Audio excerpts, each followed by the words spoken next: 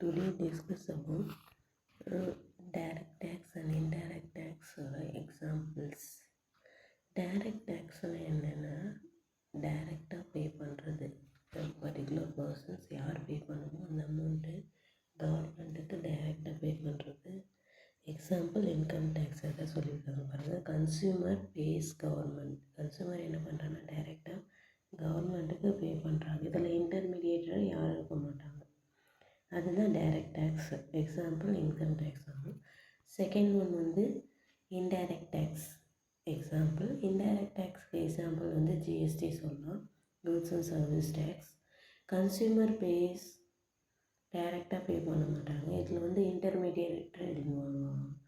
Consumer base manufacturer pay பண்ணுறாங்க. அவங்க வாங்கின கூட்ஸ்க்கு மேனுஃபேக்சரர் தான் என்ன பண்ணுறாங்கன்னா கவர்மெண்ட்டுக்கு பே பண்ணுறாங்க டேக்ஸ் அமௌண்ட்ஸ். யார் செல் பண்ணுறாங்களோ அந்த செல் பண்ணுற பர்சன் கன்சியூமர்கிட்டேருந்து ரிசீவ் பண்ணிக்கின்னு இந்த செல்லர் வந்து என்ன பண்ணுறாங்கன்னா கவர்மெண்ட்டுக்கு பே பண்ணுறாங்க. இதுதான் வந்து இன்டைரக்ட் டேக்ஸு. That's it.